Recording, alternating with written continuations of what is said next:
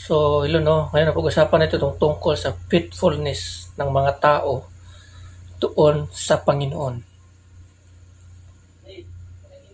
Maraming mga tao no, ngayon no, na nagsasabi no, or declaim na kilala nila ang Panginoon. Sumusunod sila kay Kristo. Sumasamba sila sa Diyos. No? Pero ang katotohanan, ganito ang kanilang mga ginagawa. No? Ayon sa Biblia, ang sinabi doon ng ating Panginoon, pinupuri nila ako sa pamamagitan lamang ng kanilang mga labi, ngunit ang kanilang puso malayo sa akin. So, maraming mga tao na nakakilala sa Panginoon, sumusunod sa kalooban ng Diyos, sumasamba sa Diyos, ngunit ang kanilang mga puso malayo sa Diyos. No? Mas binigyan nila ng importansya at panahon at halaga at mas pinapansin nila ang mga bagay sa mundong ito. Mas pinapriority at yun yung mga laging laman ng kanilang mga puso. No? So, hindi ang Panginoon. So, dito masasabi no na ang kanilang mga papuri doon sa Panginoon ay useless. No? Kasi nga, pinupuri nila ang Panginoon at sinasamba ng Panginoon sa labi lamang nila, ngunit sa puso ay malayo.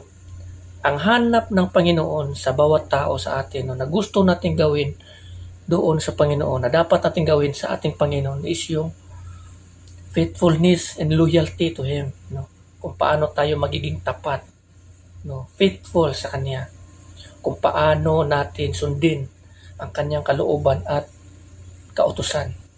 Mamuhay tayo sa Kanyang salita kasi marami sa atin na nagsasabing kilala nila ang Panginoon, sumasamba sa Panginoon, pinupuri nila ang Panginoon, or ano pa man.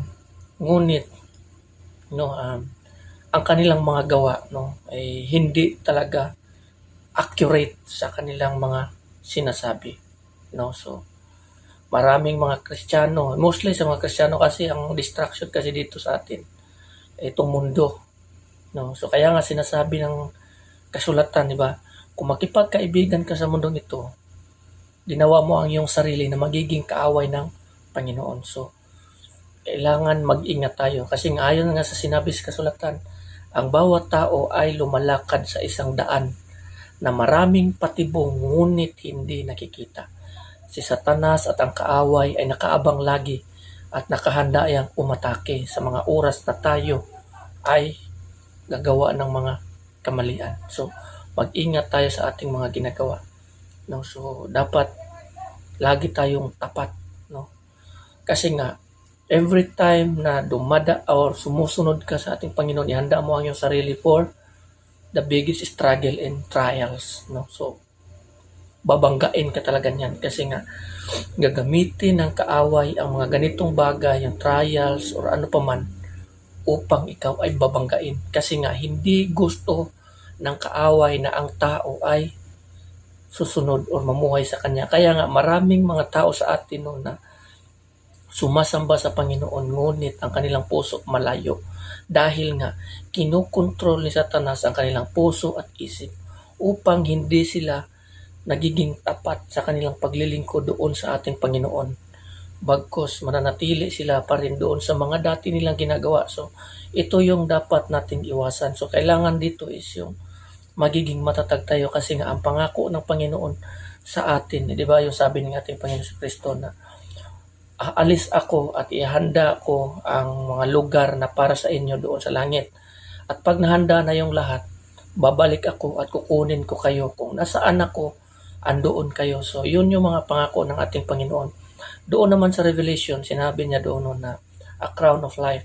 Ito yung matatanggap ng bawat tao na nagiging masunurin sa Kanya, sumusunod sa Kanyang mga kautusan or mga salita.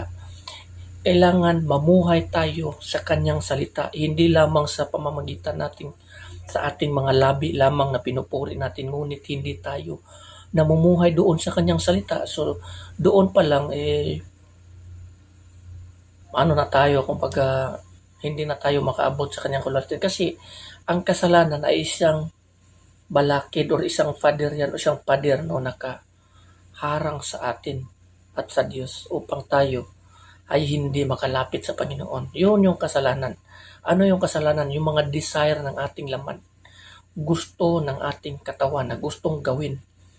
Ang mga bagay na ginugusto na gawin ng ating katawan ay hindi yan gusto ng ating Diyos. Lalo ng Espiritu ng Diyos na nananahan sa atin. Kaya nga, kailangan patayin natin ang mga desire ng katawan. Kasi nga, kung hindi natin pinapatay ang desire ng ating katawan, mahirapan tayo or hindi natin kayang gawin ang kanyang kalooban. Hindi natin kayang sumunod sa kanya. No? So hanggang dito na lang. No? Maraming salamat and God bless everyone.